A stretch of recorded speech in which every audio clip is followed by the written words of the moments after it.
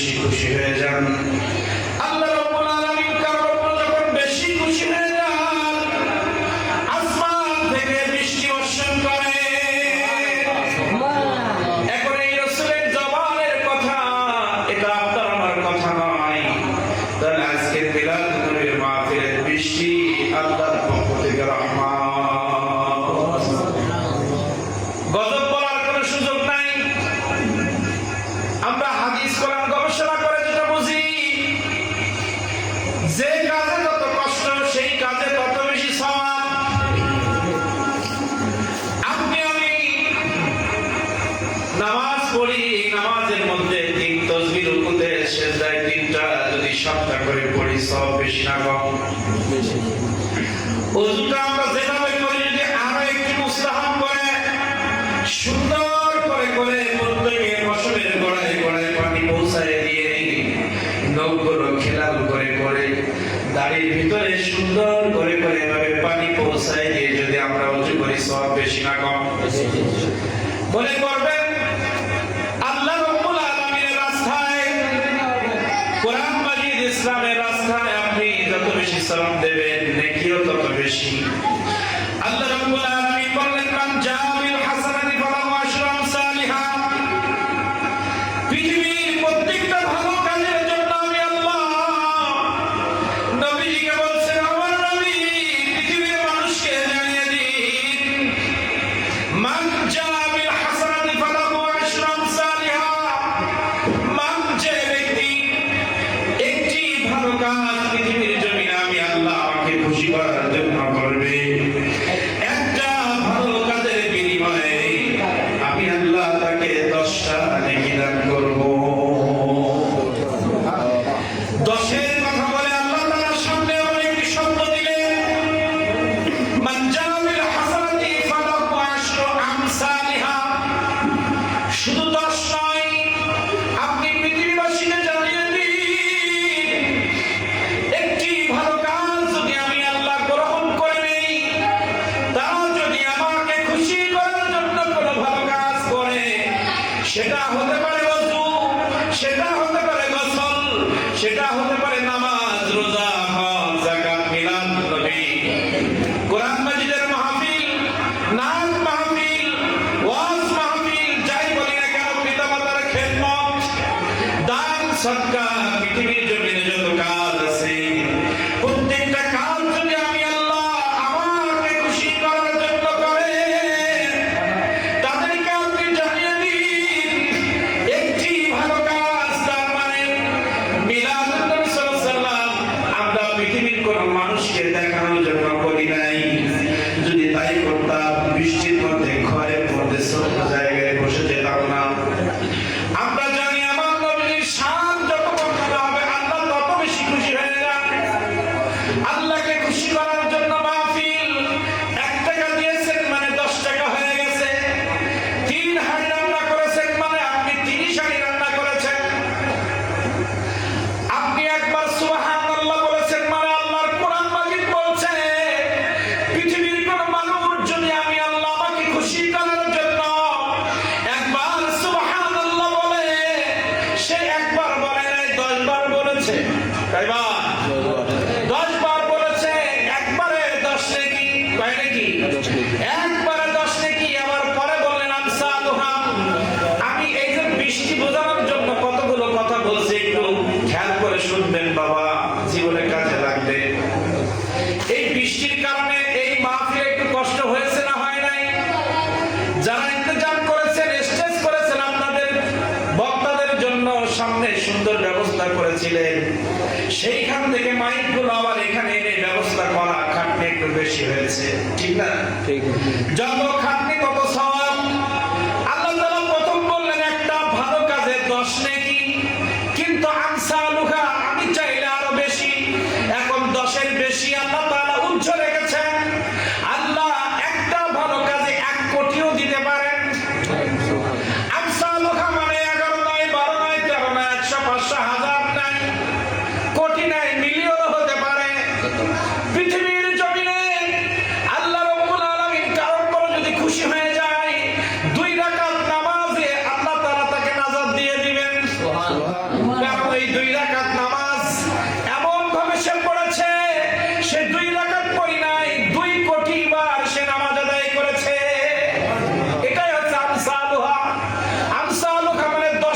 হিসাব নাই। এখন এই আমসা লোহাটা পাওয়ার জন্য পাত্র ভালো হওয়া লাগবে। কথা বলেন ঠিক। আপনি আমি দ্রুততার সাথে ওযু করলাম, তাড়াহুড়ো করে উপসেজদা করলাম, 10 পেয়ে গেলাম। আর যে সুন্দর করে ওযু করে উপসেজদাটা সুন্দর করবে, সে আর 10-এর মধ্যে থাকবে না। এই একটা মিলাদুন নবী আমরা অনুষ্ঠান করলাম। বৃষ্টির কারণে কষ্ট বেশি হয়েছে। যদি বৃষ্টি না হতো, আল্লাহ যদি 10 নেকি দিতেন, বৃষ্টি হওয়ার কারণে আপনাদেরও বসতে কষ্ট, আমাদেরও বসতে কষ্ট, যারা আয়োজন করেছেন তাদের কষ্ট একটু বেশি হয়েছে। আল্লাহ রাব্বুল আলামিনের কোরআন মাজিদ বলছে, ও মিলাদুন নবীর আয়োজকেরা, তোমরা টেনশন করো না, চিন্তা করো না। তোমরা বৃষ্টি না হলে যদি 10 নেকি পাইতা, এই মহব্বতে কষ্ট করে অনুষ্ঠানটা শেষ না হওয়ার কারণে আমি 1 কোটি পর্যন্ত বাড়িয়ে দিব। লাভ হয়েছে না লস হয়েছে? এবার যাই, আল্লাহ তাআলা বলেন, আমি বান্দার পরে যখন বেশি খুশি হই, দেখবেন কোন সময় শুধু মাদার বাড়ি বৃষ্টি, আসরের আযানের পরে মসজিদে রওনা দিয়েছি, বৃষ্টির কারণে বেরোতে পারি নাই, রাস্তাঘাটে পানি জমে গেছে, বাবুলপুরে গিয়ে দেখি বৃষ্টি নাই।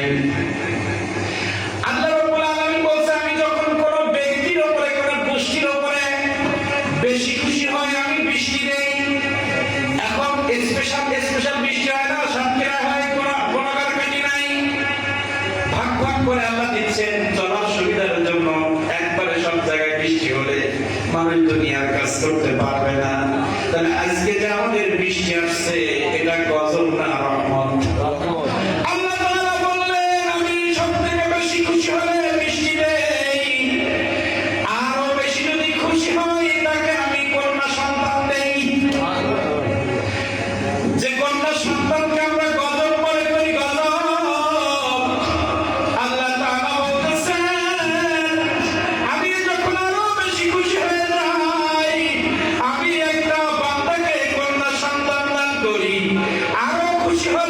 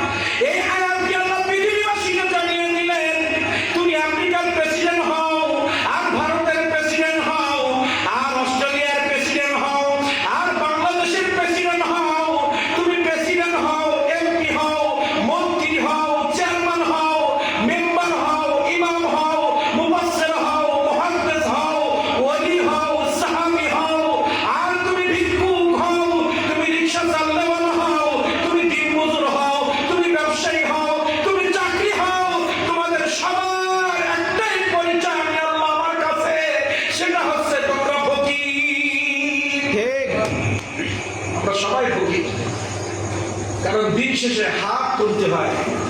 মুসলিম যারা তাদের ফকিরের আদর্শ কি, এই মিলাদ শেষে আল্লাহর কাছে হাত তুলবো। ধনীও তুলবে, গরিবও তুলবে। ঠিক। আরো যদি বুঝতে চান, আপনি সারা পৃথিবীর হসপিটাল গুলোর দিকে তাকিয়ে দেখেন, একই হসপিটাল ভিক্ষুক ভর্তি হয়ে আছে। থানার এসপি অক্সিজেন নিয়ে পড়ে আছে বেডে, যত টাকা ছিল সব শেষ। দেশের যারা প্রধান তারাও একদিন অসুস্থ হয়। কেমন ফকির বোঝানোর জন্য বলছি, আমরা যারা থলি নিয়ে ব্যাগ নিয়ে বাড়িতে বাড়িতে ভিক্ষে করতে যাই, আমরা মনে করি ওরা মনে হয় ভিক্ষুক না, ওরা ভিক্ষুক না, ওরা আল্লাহর মেহমান। কোন ব্যক্তি যদি আপনার কাছে চায়, আপনি মনে অজান্তেও বলবেন না ফকির আসছে ভিক্ষা দাও। আমরা অনেক সময় আমার স্ত্রীকে বলি, আমার সন্তানকে বলি, বাইরে একজন ভিক্ষুক আসছে তাকে ভিক্ষা দাও না। আল্লাহর কোরআন মাজিদ বলছে, কোন ভিক্ষুক যদি তোমার বাড়িতে আসে তুমি বলবা, ও আমার স্ত্রী, ও আমার সন্তান, আল্লাহর একজন মেহমান বাইরে দাঁড়িয়ে আছে, তুমি বাড়ি থেকে 5টা টাকা বা 1 কৌটা চাল তারে দাও। সুবহানাল্লাহ। আল্লাহর মেহমান। এটা কোরআন এবং হাদিস দিয়ে বোঝায়। আমি আলোচনায় যাব। আল্লাহর কোরআন মাজিদ বলছে, তুমি যেখানেই থাকো, যে পজিশনে থাকো, আমার কাছে তোমার একটাই পরিচয়, তুমি ফকির।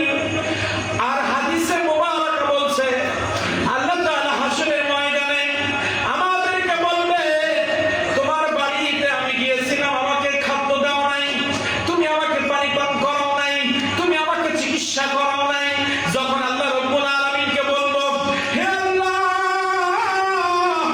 কই কোনদিন তো তোমাকে পাই নাই, তুমি কেমনে বললে তোমাকে খাওয়াই নাই?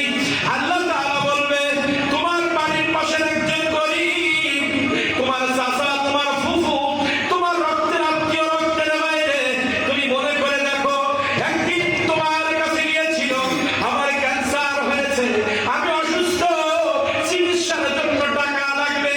হাদিসের কথা, আমার নবীর আদর্শ, যে আয়াত পড়েছি, লাকাদ কানা লাকুম ফি রাসূলিল্লাহি উসওয়াতুন হাসানাহ। আল্লাহ রাসূলের আদর্শ, তোমার কাছে কেউ চাইতে আসলে, থাকলে নাও, না থাকলে মাথায় হাত দিয়ে বলো। যদি বাবার বয়সে হয় বাবা, মায়ের বয়সে হলে মা, ভাইয়ের বয়সে হলে ভাই, সন্তানের বয়সে হলে সন্তান, আমার পকেটে তো কিছু নাই, তুমি আমাকে মাফ করে দাও, তুমি আল্লাহর মেহমান, আমি তোমার সাথে মেহমানদারি করতে পারি নাই, তুমি আমাকে মাফ করে দাও। ধিক্কার দেওয়া যাবে না, কারণ আল্লাহ বলছে, তুই দিবি, তুইও ফকির, যে দিচ্ছে সেও আমার কাছে ফকির, কিন্তু যে দিতে আসছে সে আমার মেহমান, তুই মেজবান, তুই মেহমানদারি করবি। কারণ আমি আল্লাহ আমার নবীকে দিয়ে জানিয়ে দিয়েছি, পৃথিবীর কোন মানুষের পরে, কোন ব্যক্তির পরে যদি আমি যখন বেশি খুশি হই, তার বাড়ি মেহমান পাঠাই, তাহলে তোর বাড়িতে মেহমান গিয়েছিল, ওটা তো মেহমান না, ওটা আমি স্বয়ং আল্লাহ গিয়েছি। সুবহানাল্লাহ। কে গিয়েছে? আল্লাহ স্বয়ং গিয়েছে। আল্লাহ তাআলা। হাসরের ময়দানে প্রশ্ন হবে, আমি অসুস্থ ছিলাম, আমাকে দেখো না। কই তো আল্লাহ, আমি তোমাকে কোনোদিন অসুস্থ দেখি নাই। কেন? আমার প্রতিবেশী আব্দুল সালাম ক্যান্সারে পড়েছিল, একদিনও তো দেখতে যাও নাই, ওরে দেখলে তো আমারে দেখা হচ্ছে। সুবহানাল্লাহ। আমি তো পৃথিবীর সৃষ্টিকর্তা, আমার তো কোনো চাওয়া পাওয়া নাই। আমি পরীক্ষা করার জন্য পৃথিবীতে পাঠিয়েছি। আমার বান্দা অভাবে থাকবে, তুমি দেখবা। আমার বান্দাকে দেখা মানে আমার সাথ। আমার তো, আমি কোন ফায়াকুলের মালিক, আমি যেটা বলবো সেটা হবে। পৃথিবীর সবকিছুর মালিক আমি ছিলাম, তোমার পরে কিছু দায়িত্ব দিয়েছিলাম, আর বলেছিলাম এইভাবে এইভাবে কাজ করো, করো নাই। আমি বিপাশিত ছিলাম, পানি খাওয়াও নাই। একজন বিপাশিত ব্যক্তি এসে 1 গ্লাস পানি চেয়েছিল, তুমি ধিক্কার দিয়ে পাঠিয়ে দিয়েছিলে। তুমি ভিক্ষুককে তাড়িয়ে দাও নাই, তুমি আমার আগে আল্লাহ আমাকে তাড়িয়ে দিয়েছি, ঠিক। আমাকে তাড়িয়ে দিয়েছি। এজন্য সাবধান, আমরা কোন সময় কোন গরিব অসহায় ব্যক্তিদের, কারণ রাসূল সাল্লাল্লাহু আলাইহি ওয়াসাল্লাম ইন্তেকালের সময় কথা বলতে গেলে বিভিন্ন সাইডে চলে আসে। ফাতেমা রাদিয়াল্লাহু তাআলা মিলাদের মধ্যে ঢুকবো, কিন্তু এই কথা যখন আসছে, কিছু কথা না বললে আমরা বুঝবো না। তাহলে এই আয়াত কি বুঝেছি? আল্লাহ কোরআন বলছে আমরা সবাই ফকির। কারণ যখন আপনি আমি হাসপাতালে থাকি আমার মতো অসহায় কেউ থাকে না। মুসলিম হলে বারবার বলে মসজিদের বিলাপ দাও, আল্লাহর কাছে দোয়া করো। আর কাফের হলে গডকে ডাকো, ভগবানকে ডাকো। যেগুলো আল্লাহকেই তাদের ডাকতে হয়। করোনার সময় দেখেছিলেন না, বিভিন্ন পৃথিবীর বাচ্চারা সবাই টুপি মাথায় দিয়ে সেজদায় পড়ে গেছে, সব ফকির হয়ে গেছে, বিজ্ঞান ফেল হয়ে গেছে আল্লাহর রোগের কাছে। আমাদের মধ্যে অনেকের এমন রোগ হয় ডাক্তার ধরতে পারে না, ডাক্তারের ডাক্তারি বিদ্যা শেষ, ডাক্তার বলে কিছুই রোগ নাই কিন্তু সে অসুস্থ। আবার রোগ হলেও বলে এ আমার কাছে আর চিকিৎসা নাই, বাড়ি নিয়ে যান, আল্লাহ আল্লাহ করেন। তাহলে আমার বিল্ডিং আছে, জায়গা জমি আছে, অর্থ আছে, চোখ আছে, কান আছে, সব আছে, কিন্তু আমি চলতে পারি না, খাইতে পারি না। তাহলে আমি ফকির ছাড়া কি? ফকির ছাড়া কিছুই না। এগুলো গবেষণা করে করে বের করতে হয়। এজন্য হাদিসে মুবারাকা বলছে, আপনার আমার কাছে কোনো পিপাসিত ব্যক্তি আসলে, কোনো ভিক্ষুক আসলে, আর কোনো চিকিৎসার জন্য কেউ চাইতে আসলে আমি পারলে দেব, না পারলে ধিক্কার দেব না। এই ধিক্কার দিলে কিয়ামতের মাঠে কিন্তু জবাবদিহি করা লাগবে। ঠিক। কারণ আমার বাড়িতে যারা আসে, আমার কাছে যারা আসে, আল্লাহ বলছে ও আমার মেহমান। আজকে একটা সবক, এই মাহফিল থেকে একটাই সবক আজকে নিয়ে যান, যে কোনদিন কোন গরিবকে আমরা ভিক্ষুক বলবো না, অসহায় বলবো না, গরিব বলবো না। একটা সেন্টেন্স আজকের থেকে আমরা আমল করব, সেটা হচ্ছে ও আল্লাহর মেহমান। ঠিক আছে? ঠিক। আমল করতে পারবো ইনশাআল্লাহ। ইনশাআল্লাহ। মাহফিলে এসে যদি কিছু শিখতে না পারি, এই মাহফিলে এসে কোনো লাভ নাই। কারণ রাসূলের কাছে আগমন হয়েছে পৃথিবীর মানুষকে জাহান্নাম থেকে জান্নাতে নেওয়ার জন্য, পৃথিবীর মানুষকে উত্তম চরিত্র শেখানোর জন্য, পৃথিবীর মানুষকে আদর্শবান মানুষে পরিণত করার জন্য।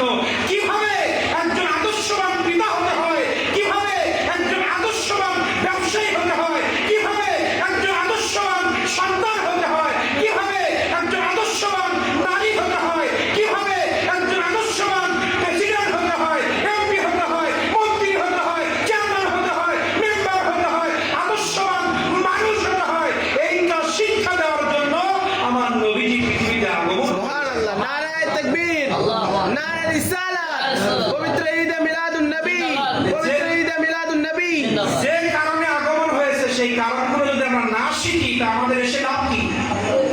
যে নবী মুহাম্মদ রাসূলুল্লাহর আগমনে এসেছি, উনি কেন আসলেন, কেন পাঠাইলেন, আমরা যদি ওনার জীবন থেকে একটু না শিখতে পারি, একটু আমল যদি আমরা না করতে পারি, আমাদের আশা যাওয়া কোনো লাভ হবে না।